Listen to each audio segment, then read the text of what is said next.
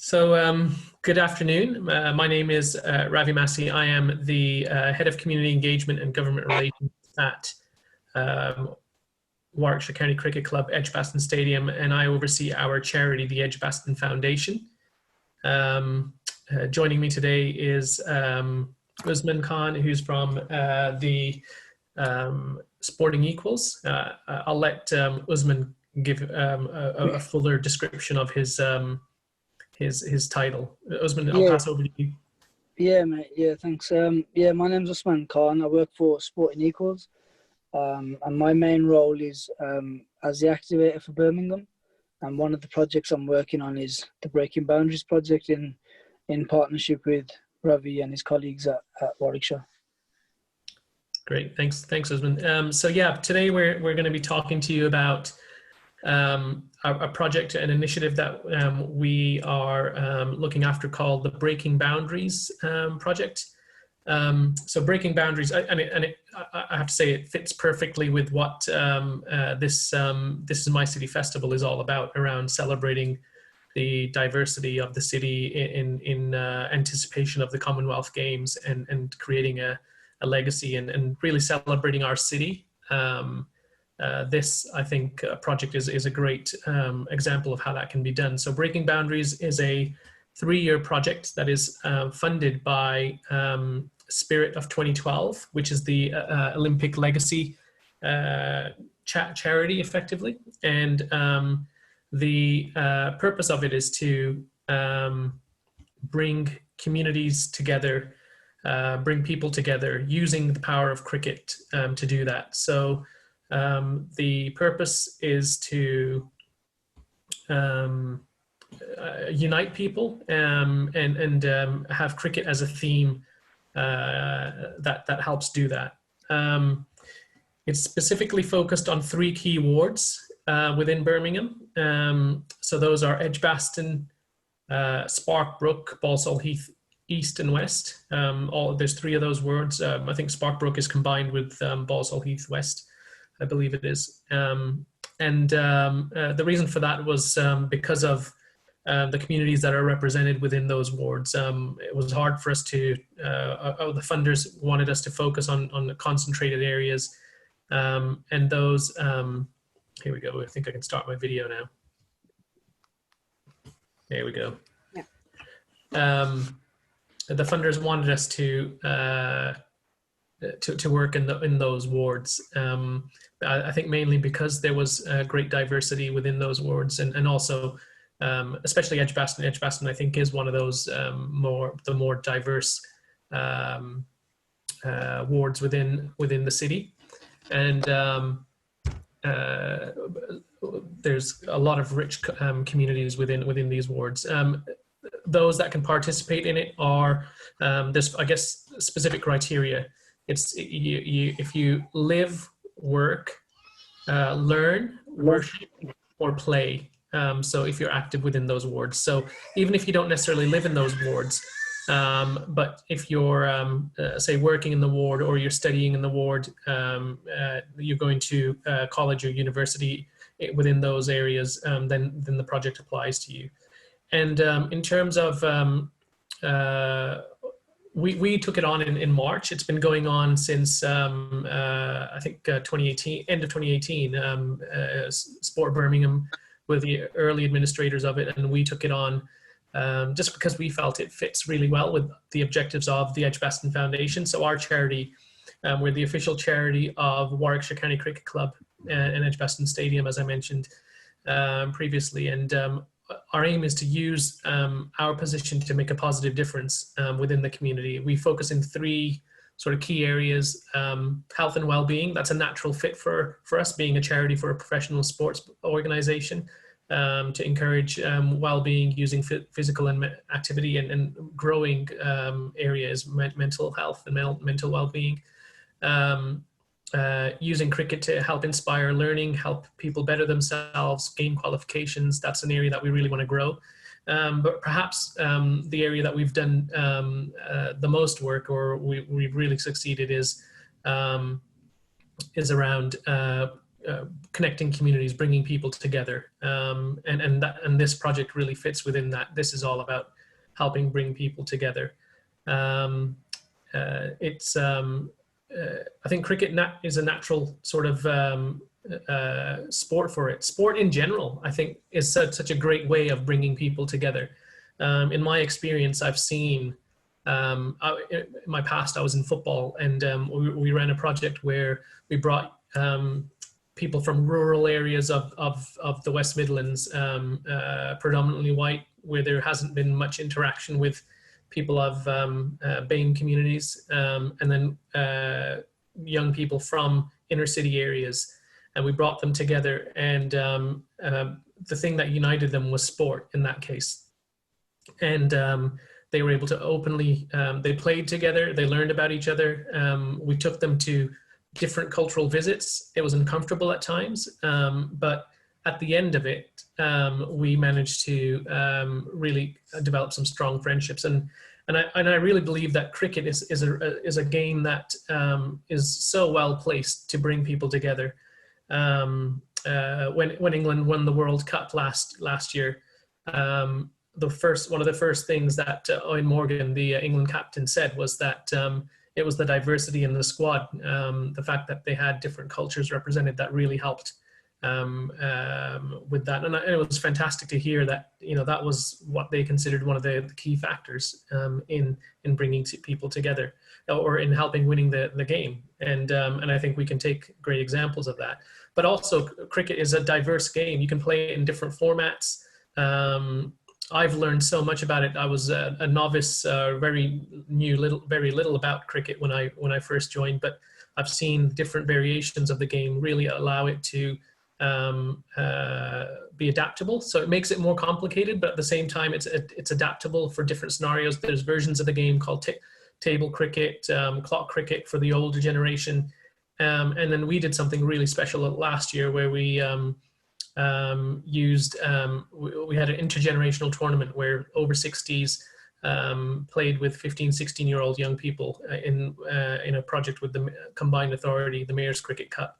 And these are just examples of the work that the Edgbaston Foundation have done, but also demonstrates why this project, we feel, is going to be a really successful project, because it doesn't necessarily have to be playing cricket, but using the theme of cricket to bring people together. So it broadens really the scope of what we're able to do beyond just playing cricket. And it's meant to bring young people together, communities together, families together with others that they wouldn't necessarily always mix with it. And it touches on different aspects. So there's a key focus on women and girls, inclusion, bringing people of different, what we call parallel lives. Some people that might be living in neighborhoods, and we see this in Edgbaston quite a bit, where on one side of the street, it might be affluent individuals, and other sides, less affluent. And ultimately, we want to create connections that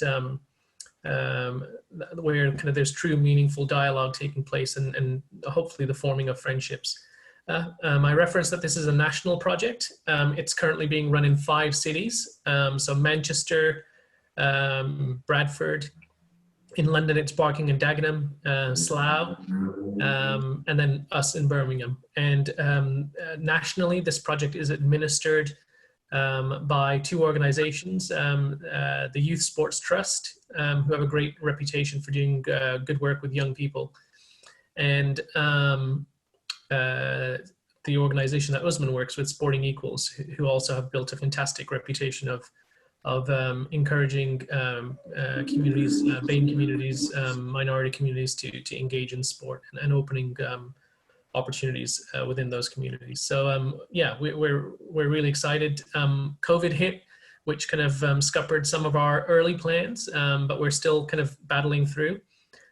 We've started doing some online activity. So a great example of a project that we've done thus far is to offer fitness sessions online, and the project is called LBW, Ladies Bengra Workout. So it uses kind of cricket sort of moves to get ladies moving. So that just shows, it's kind of that theme of cricket. And there's, I guess, 2 aspects to this. One is the work that we're doing in collaboration with partners and organizations. So the types of organizations that can get involved. It's diverse. It could be community groups, charities. Who else do we have? Schools, universities that are in the area, faith groups. There's quite a wide variety of organizations that can get involved. We've been talking to lots like charities, Sampad, who are across the road from the stadium, an arts organization. We're really keen to kind of work with them. Yeah, our early plans have been scuppered, but now hopefully we can start moving into doing a little bit more.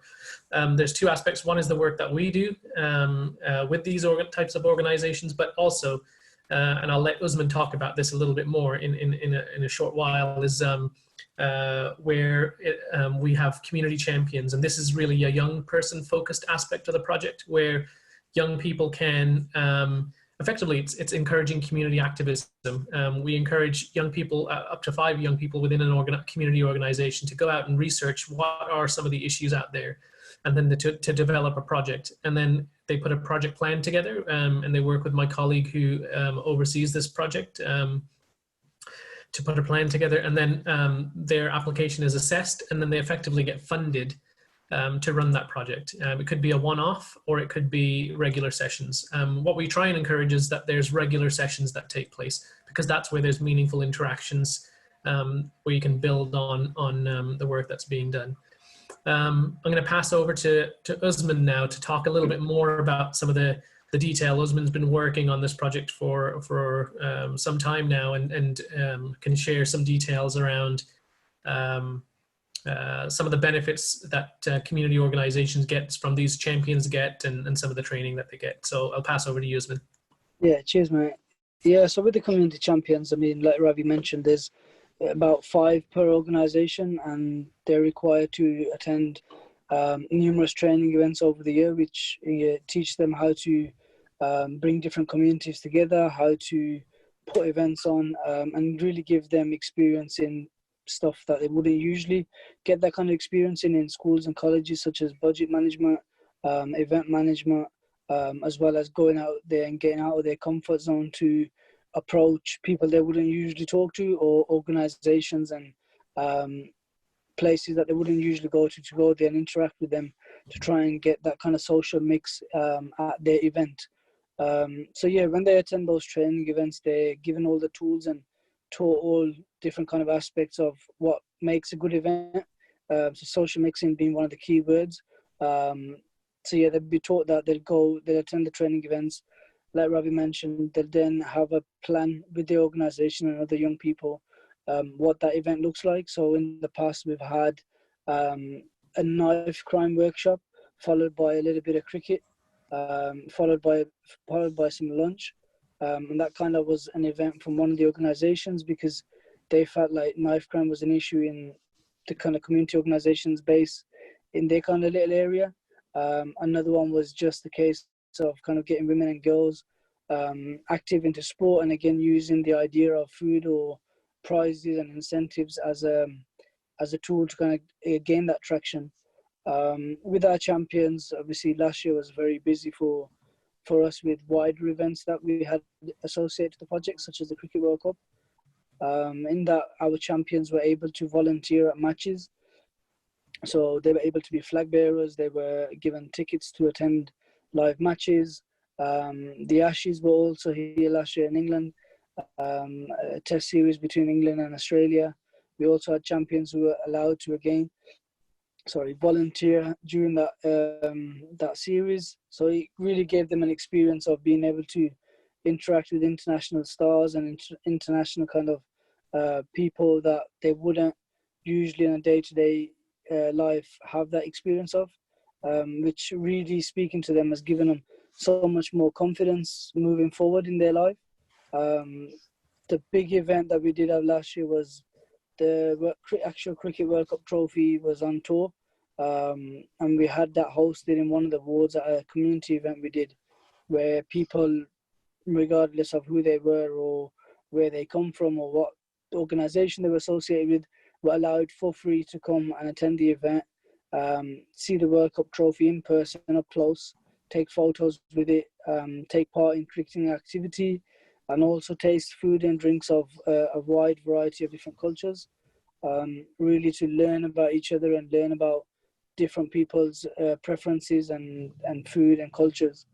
So that's kind of like the wider benefits that young people can have outside of learning, obviously, leadership skills and being taught on how to be more active within their communities and how to and what kind of challenges, and looking at it not from just their shoe, but from also from other person's shoe that they don't really mix with.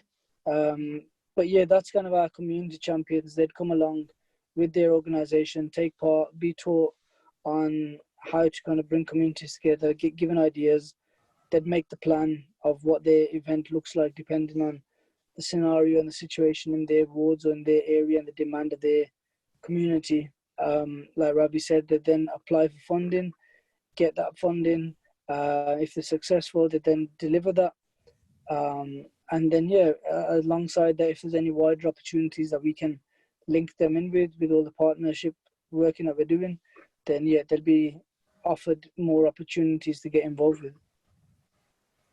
Thanks, Usman. Yeah, so there's a lot of, as Usman's outlined, there's a lot of benefits to especially young people getting involved. There's a lot of good training that takes place, important training that takes place. Yeah, for us, this is all about demonstrating that the importance of bringing people together. Currently, I think other cities have elaborated on this a bit more. Like, I remember hearing seeing a video in Manchester where they've had kind of new community groups emerge within the city, and that leading to tensions. And in the current situation in the world, especially on social media, you see a lot of tensions developing. And what this festival is all about is celebrating the different communities that make up our wonderful city. And this is a project that hopefully allows people to kind of come together and appreciate each other and really to have some civic pride and pride in the city. I think the Commonwealth Games is going to do that.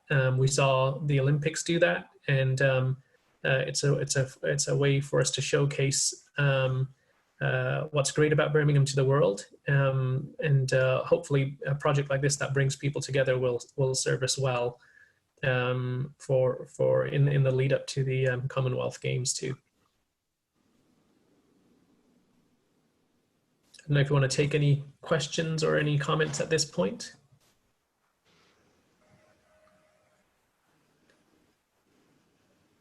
Usman, I'll kind of put you back on the spot now. Yeah, sure. Are there any, so I referenced the online project that we currently have as part of the Breaking Boundaries, which is the LBW Ladies Bangor Fitness, where the latest Bangor workout, which is taking place online.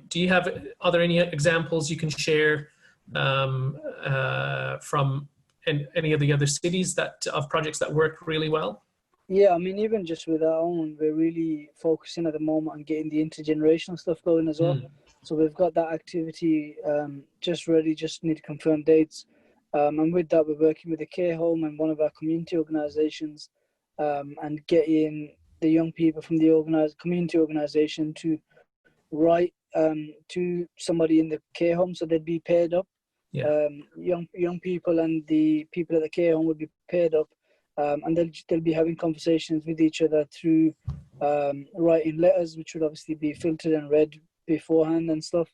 And that's really, again, just to talk about sporting memories and to relive and understand, the difference in kind of sports, and be able to, at the same time, in this obviously very sensitive time that we're in nowadays, to really give people and help tackle loneliness, allow people to kind of speak to each other, have someone to speak to, and really talk positively and remember positive things.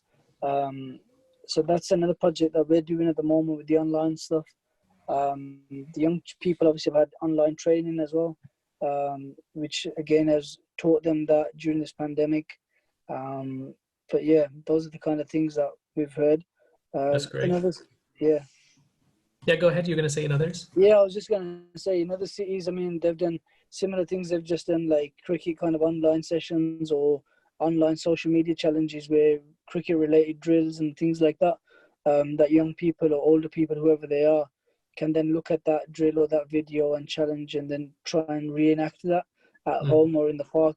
And that was more done when the whole country was on lockdown. Again, just being able to connect with people and allow them to give them something to do to keep busy. Yeah, no, that's great. So obviously during the last few months, things have we've tried to develop things online. Hopefully as time goes on, we'll be able to do more face-to-face. That's where bringing people together can truly make a difference. Some of the cities, a great example is having regular coffee mornings or coffee afternoons between whether it be intergenerational or different ethnic groups, bringing them together. And the cricket theme there is that cricket breaks for afternoon tea, and so they'll serve some of the types of things that are served during the breaks in cricket. So that's another example, and really the scope is there in terms of the different types of activities that are possible. We're not limited in terms of the types of activities that we can do. It has to be relevant to the different community groups. So for some, playing cricket is going to be the difference maker. For others, it might not be. It might be just other activities that allow people to socialize and mix. But ultimately, it's all about helping bring people together. And one other thing I'll reference that Usman really pointed out was the fact that it's with us, the Edgbaston Foundation, as part of Edgbaston Stadium. There's wider opportunities that some of the young people have definitely taken advantage of. Last year was a big year in cricket. We had the Ashes, we had the World Cup, and some great opportunities arose from that for young people involved in the project, and certainly we'll be very keen to kind of make sure that opportunities such as those to experience our professional setup, our stadium, are still available. Hopefully once things ease with lockdown restrictions, fingers crossed. I'll throw it back to the This Is My City team to see if there's anything you wanted to ask us. I guess my question would be with relation to how you're engaging with HE, because now with BCU as one of the partners going to move their sports departments to the Alexander Stadium, they've become a big part of the Commonwealth Games and This Is My City brand. How are you engaging with HE and trying to get university students to take part in the different activities that you're planning, the different organizations you work with, Yeah, great question. That's one of the first things that we did. It was we reached out to BCU, Birmingham City University, who are partners on this festival, but also partners with the Warwickshire County Cricket Club. That we definitely recognize that there's great opportunities there. Birmingham City University has a campus in Edgbaston, and a lot of the students from the university come from all aspects of the city. We've reached out to them. My colleague and I went to an open day, and really within a lot of the different programs, they have designated volunteering opportunities within the courses. And what we were trying to do is say, hey, look, you can take advantage of making up some of those hours by engaging with this project. As we know, COVID really dampened our plans in some of those areas, but we're really keen to engage with the university. One of the charities that we've reached out to, which is on our doorstep, of the stadium, said that they really want some of their women, so they look after women that have come from tough backgrounds and their families, and to kind of support them back into kind of an improved way of living within society. They said to us, our ladies really need they really want to improve their digital skills and getting online. And so what we were hoping to do is work with the university to help, I guess, enhance the skills of these ladies. But it would bring those two groups together, students, and it's great because we really want to see young people kind of making that difference in their community. Young people, you know, whenever I meet students, I'm always in awe of how I guess knowledgeable, but also their drive to make things happen. And if we can give them that platform to really do something meaningful, we're really keen on that. And we've reached out specifically to Birmingham City University because that's we're partnered with them. They've got campuses within those wards that we're working in, but we're certainly not. We're very open to working with the other universities too, and we have reached out to Birmingham City University of Birmingham also. Thank you. Thank you very much, Ravi. One more question. So you talked about a lot of engagement with BAME communities as well. When it comes to involving women in cricket, and I don't know too much about cricket, but what are you doing to enhance participation of women of color, and especially women from Muslim backgrounds, to take part in cricket? And, you know, just encourage young people who, I don't know too much about the game. I'm young, but I don't know if there are a lot of, you know, people of color and Muslim women that are actively motivated to take part in cricket and all the other sporting activities and what do you call it? Activities that you put out as an organization. Yeah, that's a very good question. And we had a very strong panel on, was it Sunday? I think it was, yeah, it was yesterday, where we had some of our colleagues from the cricket board, a colleague from the cricket board, someone from the ECB, Asma and Mina, talking about how they're engaging women from diverse communities.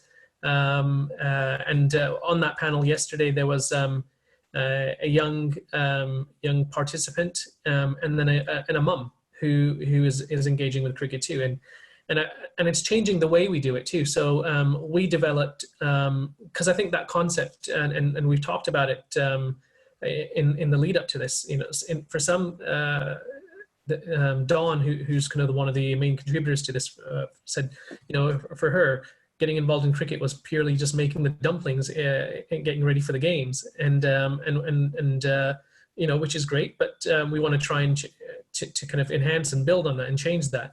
And so even for some, that kind of what cricket means is kind of might be stuffy white outfits that only men play, but we're using and I mentioned, I referenced the diversity of how the game can be played. We're using different ways to engage with women.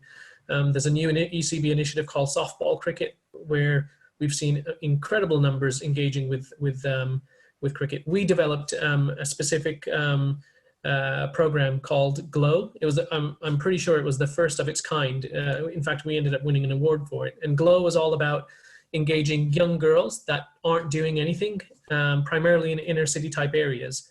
So no participation in any sort of activity. We created glow in the dark cricket, and glow in the dark version of the game, where they're putting on, and it's kind of that 13-14 where there's a drop off.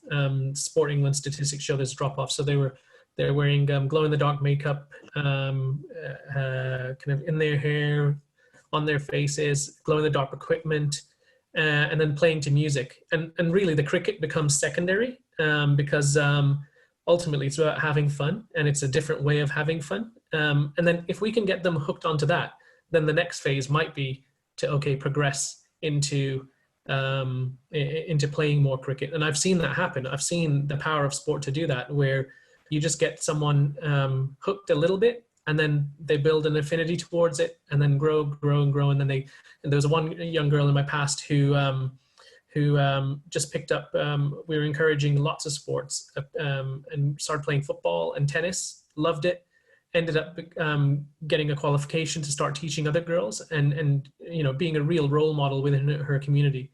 And we see that in cricket too, as our colleague Mina She came from Pakistan into the country and made herself, played well enough and had a lot of support along the way to make it into the Warwickshire women's setup, which is a great achievement.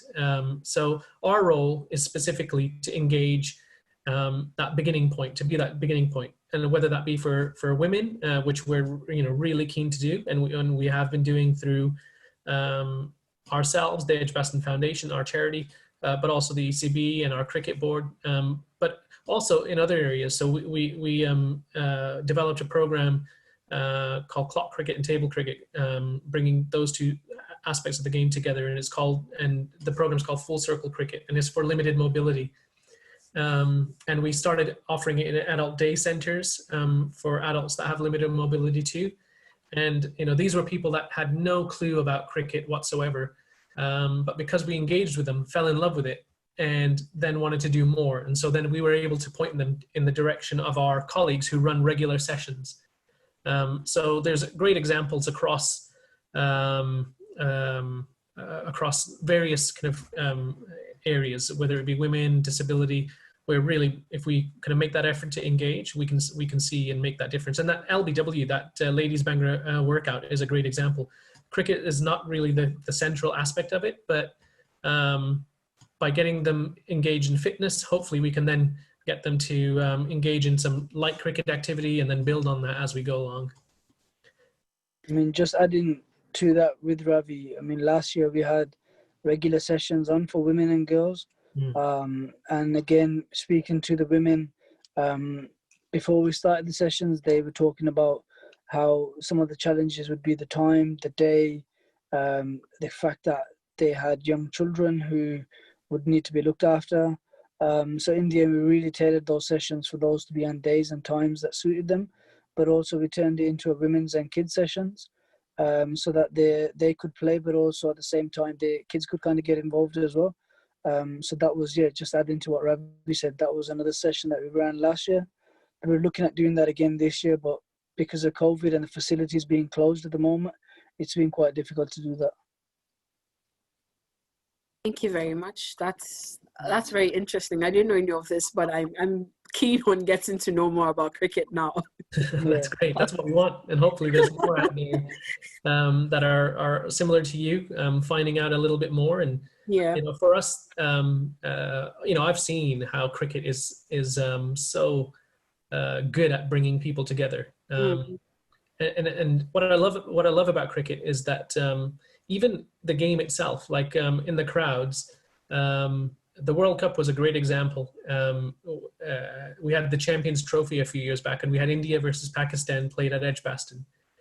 And in some sports you have kind of this really tribal element where the opposite side's fans sit on the other side, and there's a lot of tension, and it doesn't necessarily lend itself well in terms of that message. But what we saw when India and Pakistan came was both sets of fans sitting together, obviously cheering their own team on, but really enjoying the occasion.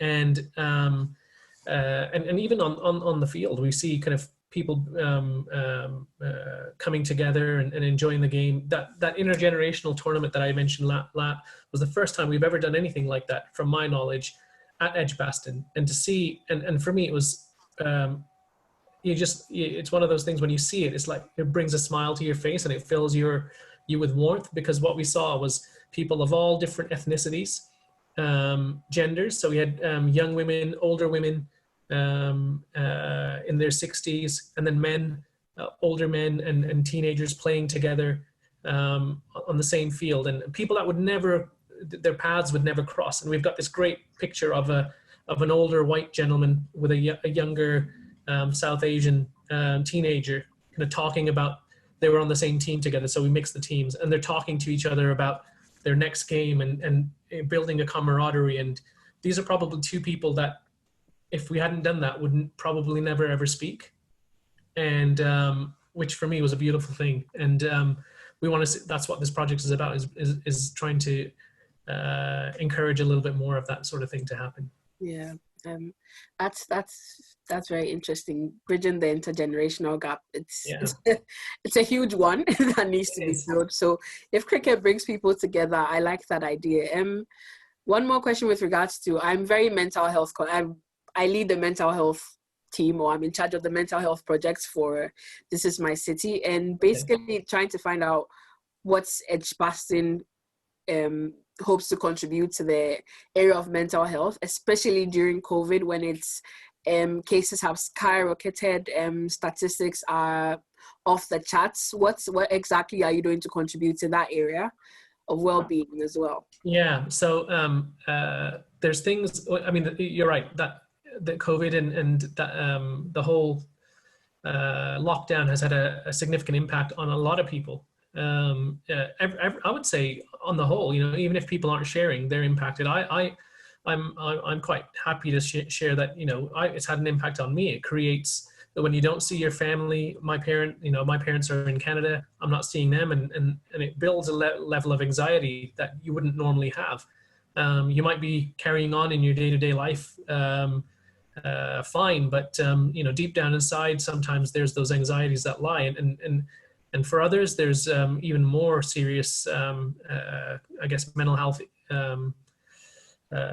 impacts from what's happened, and so that is something that we're really keen to address. A lot of these programs tend to have a well-being aspect to them anyhow, so if you engage, then it kind of has an impact on your mental health. But where we're quite interested in, one of the things that I'm really keen on doing is addressing loneliness, especially in the elderly, but also across all generations, really. Because especially for those that have been isolating or having to shield themselves, things couldn't have been easy. And we're hoping that we can develop programs. Our Full Circle Cricket, one of the reasons why we developed that was to combat isolation and loneliness in the elderly, specifically in care homes. It's an intergenerational project, and we want to do more of that. And what Breaking Boundaries does is it gives us scope to do more of it, and hopefully there's going to be young people out there that it might be one of the issues that they want to address as part of this our Community Champions program. So yeah, we're definitely, I mean, I'll be great to chat to you with your knowledge and expertise after this too, to see what ideas you have, but we're certainly open to it. And it's certainly, in terms of us as a foundation, it's one of our 4 key pillars that we, as I mentioned, kind of around well-being and enjoyment. Mental health is definitely as part of that. But also using the Breaking Boundaries project as an avenue to improve mental well-being as a secondary benefit to bringing people together. I think it is something we're very interested in. Yeah, thank you. Usman, is there something you'd like to add to that?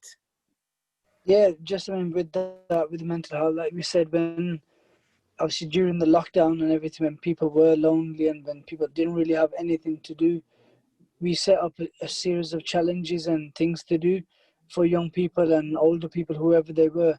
And we really focused on those activities being doable regardless of whether people were living in flats or whether they had access to a garden in a normal house, or whether they were living elsewhere and they had the time of 30 minutes, I think it was, a day to go to the park.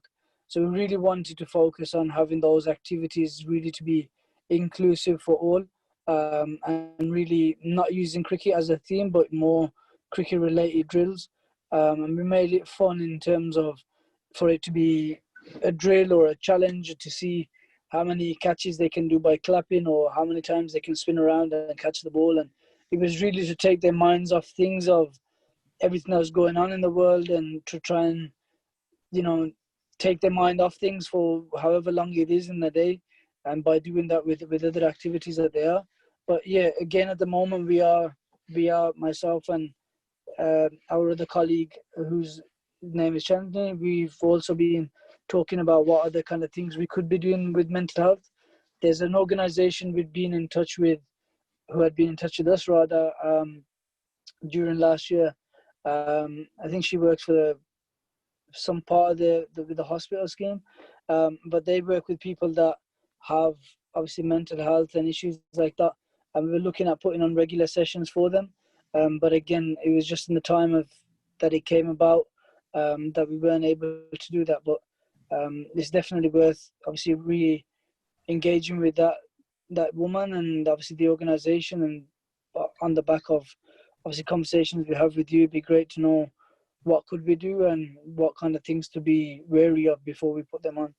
Yeah. And Usman referenced actually one of the programs that's earlier that's going to be starting. It's called Dynamic Duo. And in the current climate where we're not able to bring people together, especially the elderly, what this program does is it encourages young people to write letters. And my colleague has devised a unique way, because writing letters for young people is probably a little too old school. So we convert kind of the way that they would normally communicate into letters for the elderly, and then the elderly communicate back, and everything's well managed. And even that, we're incorporating an element of literacy, but it's even to be able to communicate through that means for the elderly can be a great way to kind of combat loneliness and isolation. And the reason we call it Dynamic Duo is it's another cricket theme, because you have two kind of batsmen that might be doing well together as a duo, and that we've created this point scoring system. So that theme of cricket is still in there, but it's being used cleverly to address kind of the social issues. Thank you very much. I like that all of this is going on, because all you hear about is the fears and the anxieties and the worries and the heightening problems, but you don't actually hear of all the good work that is going on in the background. And because of isolation, everybody's just so cut off from all the information, and it's really good to hear that all of this is going on in the background. And I really do look forward to working on some of these projects with you if it's possible. I mean, being part of this team has been amazing so far. So yeah. Yeah, no, we're looking forward to it. And hopefully if this recording goes out to others, it might encourage a few more to kind of take part in this. We're really keen to hear from organizations. Granted, there are, and groups and individuals. Granted, there are kind of, I guess, limitations in that they are meant to be for those awards. But if people live, work, learn, worship, or play within those awards, great, they can get involved in this project. If it sits outside of those awards, then we're happy to have a chat too, because that might just be something that we're do as part of our foundation's work, sitting outside of the Breaking Boundaries project. Okay. Paul wants to know if there's an email address to get in touch with for more information. Yeah, sure. I mean, I can provide mine if yeah. We can shall I type? I'll type it in. Yeah, that'll be. There we go. Okay. Thank you very much, Ravi. No problem. Yeah. Thank you. Yeah, so Rav. I can find yours and type it in as well. Yeah, sorry, Ravi. I've just got a game. I'm probably just going to start. Okay, no worries. Is that okay for me to shoot? Yes. We have just a few minutes, so before the next session starts. So thank you very, very much. This has been very enlightening. I've learned so much during the session, and I'm excited about all the work that Breaking Boundaries is doing with Ravi and Usman and all that is going on in the community in the background. And I look forward to hearing more of you. Thank you. And we have to give credit to our colleague Janny, who also oversees this project and does a fantastic job with it too. So yeah, I'm sure that we'll all three of us will chat with you further on this after this. Okay. Cheers. Thank you very much. Thank you. I'm just going to put the last email, this month's email in there so everybody can see that. Okay, brilliant. Yeah. So thank you, everyone. Thank you for participating in this session, and have a good afternoon. Thank you. Thank you.